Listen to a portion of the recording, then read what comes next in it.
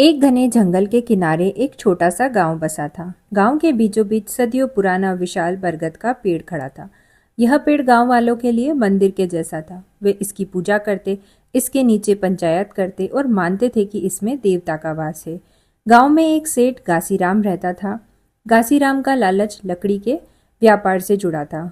वह हमेशा गांव के अंदर के पेड़ों को चोरी छिपे काटता रहता था। उसका लालच इतना बढ़ गया कि अब उसकी नज़र गांव के सबसे पवित्र और सबसे कीमती पेड़ बरगद पर थी। सेठ ने सोचा, अगर मैं इस बरगद की लकड़ी को बेच दूं तो मुझे पूरे जीवन का मुनाफा एक बार में मिल जाएगा। उसने रात के अंधेरे में 2 मजदूरों को बुलाया और उन्हें बरगद को काटने के लिए मना लिया। मजदूर डर रहे थे पर पैसे के लालच में तैयार हो गए। मजदूरों ने सेठ से कहा, सेठ जी, यह पेड़ बोलना जानता है। हमारे पुरखे कहते हैं कि यह खामोश न्याय करता है, इसे मत काटो। सेठ घासीराम हंसा, पेड़ भला कैसे बोलेगा, जाओ और इसे काट डालो। मजदूरों ने कुल्हाड़ी उठाई, लेकिन जैसे ही वह पेड़ के पास पहुंचे उन्हें एक अजीब सी शांति महसूस हुई। पूरा गांव सो रहा था और बरगद का विशाल तना रात के अंधेरे में भी रोशनी फैला रहा था। मजदूरों ने काटना शुरू किया, लेकिन पहली ही चोट पर उन्हें लगा जैसे पेड़ करा रहा है। डर कर उन्होंने काम रोक दिया।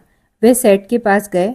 सेठ उन्हें धमकाकर वापस भेज दिया। अगले दिन सुबह गांव वाले डर गए जब उन्होंने देखा कि बरगद के तने पर एक गहरा गांव है। मुखिया ने पूछा, यह किसने किया? किसी ने कुछ नहीं कहा, लेकिन गांव वाले समझ गए कि यह काम सेठ घासीराम का ही है। अगले दिन सेठ घासीराम अपनी दुकान पर आया। दुकान का दरवाजा खुलते ही उसे एक अजीब सी गंध महसूस हुई। उसने देखा कि दुकान के बीचों बीच हजारों लाखों दीमक जमीन से बाहर निकल आई थी। ये दीमकें किसी और चीज पर हमला नहीं कर रही थी, वे सीधे सेठ की तिजोरी की तरफ बढ़ रही थी, जो पूरी तरह लकड़ी की बनी हुई थी। सेठ घासीराम डरकर चिल्लाया। उसने दीमकों को भगाने की कोशिश की, पर दीमकें बहुत तेजी से लकड़ी को कुतरती जा रही थी। दीमकों ने कुछ ही घंटे में सेठ की लकड़ी की तिजोरी को अंदर से पूरी तरह खोखला कर दिया और उसमें रखे सारे कागजात, बही खाते और नोट दीमकों का भोजन बन चुके थे।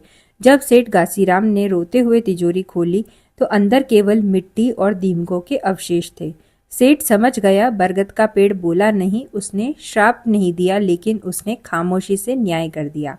सेठ को गांव वालों ने उसकी दुकान से निकाल दिया। वह जंगल में गया और बरगद के पेड़ के घाव के पास जाकर बैठकर माफी मांगी। तो दोस्तों, ये कहानी हमें सिखाती है, प्रकृति का न्याय हमेशा खामोश होता है, पर सबसे ज्यादा तार्किक होता है। लालच में जब आप किसी की जड़ पर हमला करते हैं तो आपकी अपनी जड़ें भी खोखली हो जाती हैं। कहानी सुनने के लिए आपका बहुत बहुत धन्यवाद। कहानी अगर आपको पसंद आई हो तो इसे अपने दोस्तों और फैमिली मेम्बर्स के साथ शेयर करना बिल्कुल भी ना भूलें। चैनल पर अगर पहली बार आए हैं तो प्लीज़ इसे सब्सक्राइब ज़रूर करिए। इसी तरह की और दिलचस्प और इंटरेस्टिंग कहानियों के लिए हमारे चैनल कहानियाँ आज तक से जुड़े रहिए। आपसे जल्द मुलाकात होगी इसी तरह की और दिलचस्प कहानी के साथ।